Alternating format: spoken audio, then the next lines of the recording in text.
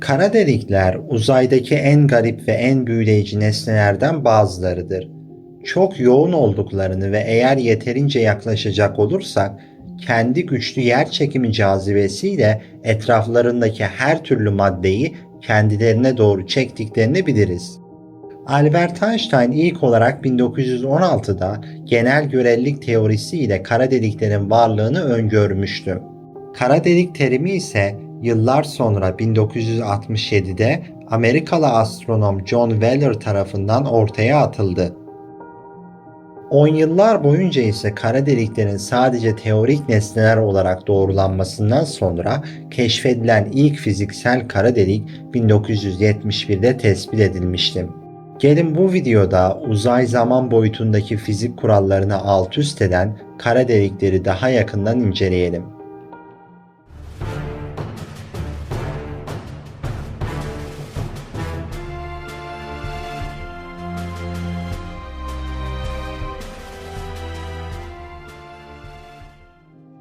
Yakın bir geçmişten başlayalım. 2019 yılında Olay Ufku Teleskobu bir kara deliğin kaydedilen ilk görüntüsünü yayınladı. O günlerde muazzam bir etki yaratan bu olayda Olay Ufku Teleskobu M87 galaksinin merkezinde bir kara delik gördü ve bu teleskop kümesi hiçbir şeyin kara deliğin kütle çekiminden kaçamayacağı Olay Ufku alanını inceledi. Görüntü ani foton kaybından kaynaklanan ışık parçacıklarını gösterir.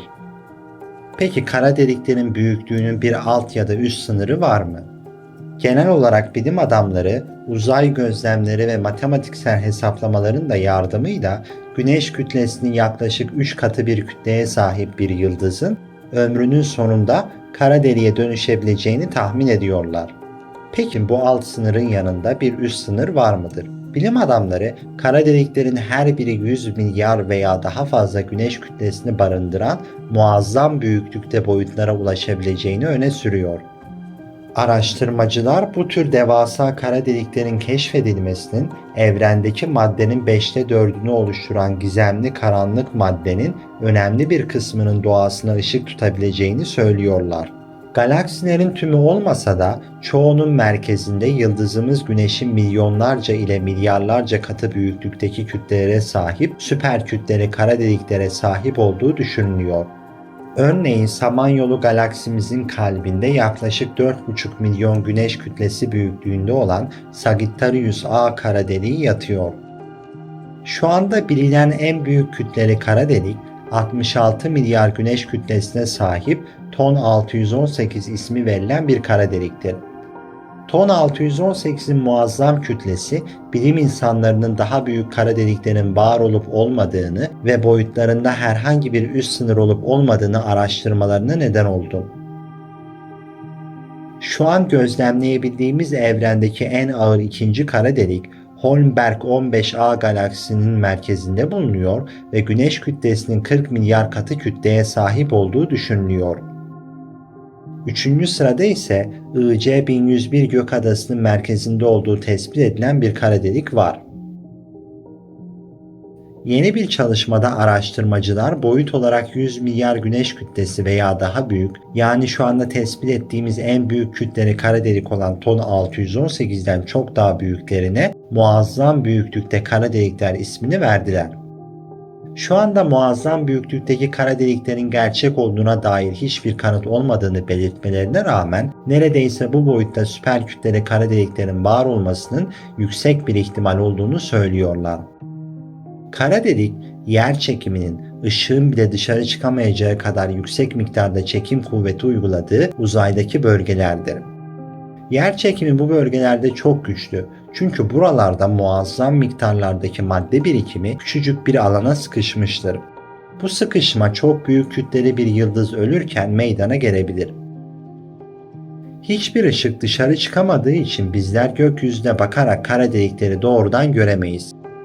Uzayın karanlıklarında görünmezlik peleriniyle saklanmışa benziyorlar. Özel aletlere sahip uzay teleskopları ise kara deliklerin bulunmasına yardımcı olabilir. Özel araçlar kara deliklere çok yakın olan yıldızların diğer yıldızlardan nasıl farklı davrandığını görebilir ve bu şekilde kara deliklerin doğası hakkında daha fazla bilgi elde edilebilir. Şimdi kara deliklerin sınıflandırmasında iki farklı tür olan yıldız kara delikleri ve süperkütleli kara delikleri inceleyelim. Yıldız kara delikler, küçük ama ölümcül. Güneşin kütlesinin birkaç katı büyüklüğündeki bir yıldız, yakıtının tamamını tüketip ömrünün sonuna vardığında yıldız kendi kütle çekimine dayanamayarak çökebilir ve kendi içine düşebilir.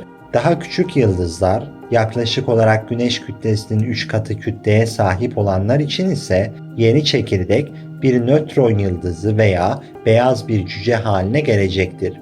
Fakat daha büyük bir yıldız çöktüğünde ise çekirdekteki yoğun madde yıldızı sıkıştırmaya devam eder ve bir yıldız kara deliği oluşturur. Bireysel yıldızların çöküşüyle oluşan kara delikler nispeten küçüktür ancak inanılmaz derecede yoğundur.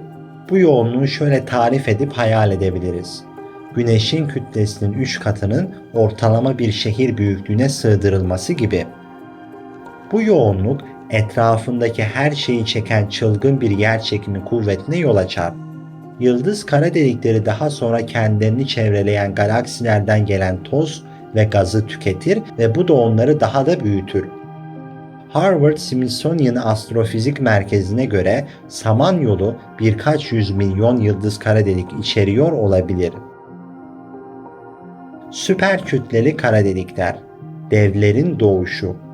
Küçük yıldız kara delikleri evrenin her yerinde gözlenebilir ve bu beklenilen bir şeydir.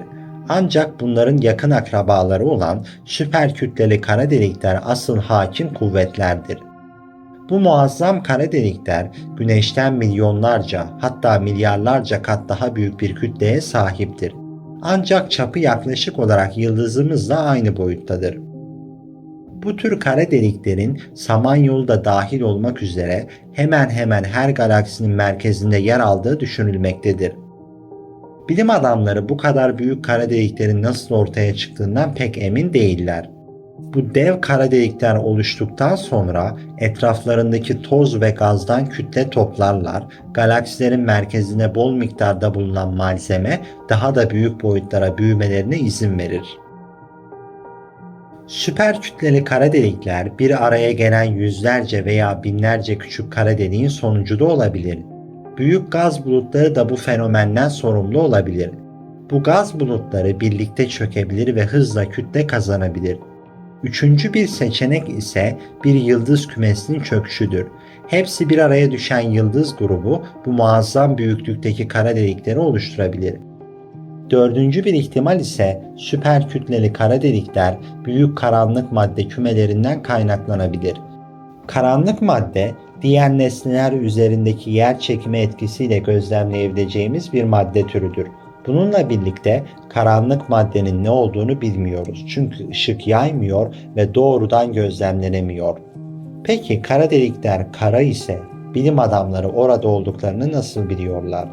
Bilim adamları yıldızları ve uzaydaki diğer nesneleri görebildikleri gibi kara delikleri göremezler.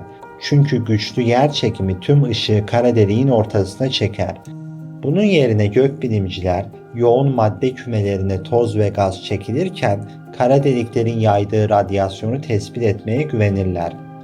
Ancak bir galaksinin merkezinde yer alan süperkütleli kara delikler etraflarındaki kalın toz ve gaz tabakasıyla örtülebilir ve bu da ölçümleri engelleyebilir.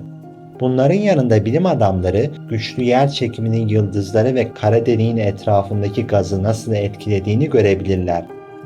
Bilim adamları bir kara deliğin etrafında mı yoksa belirli bir yörüngede mi uçtuklarını öğrenmek için yıldızları da inceleyebilirler. Bir kara delik ve bir yıldız birbirine yakın olduğunda yüksek enerjide ışık oluşur. Bu tür bir ışık insan gözü ile görülemez. Bilim adamları yüksek enerjide ışığı görmek için uzayda uydular ve teleskoplar kullanırlar. Bir kara delik dünyayı yok edebilir mi? Kara delikler uzayda yıldızları, ayları ve gezegenleri yiyerek dolaşmazlar. Dünya muhtemelen gelecekte bir kara deliğin içine düşmeyecek çünkü Güneş sistemine bunu yapacak kadar yakın bir kara delik bulunmuyor. Güneş ile aynı kütleye sahip bir kara delik bile Güneş'in yerini alacak olsa Dünya yine de kara deliğe düşmez. Çünkü oluşan yeni kara delik Güneş ile aynı kütleye sahip olduğu için aynı zamanda eşit yer çekimi kuvvetine sahip olacaktır. Dünya ve Güneş sisteminde bulunan diğer gezegenler şimdi Güneş'in yörüngesinde olduğu gibi kara deliğin yörüngesinde olacaklardı. Tüm bunlara ilaveten Güneş asla bir kara deliğe dönüşmeyecek kadar düşük bir kütleye sahip.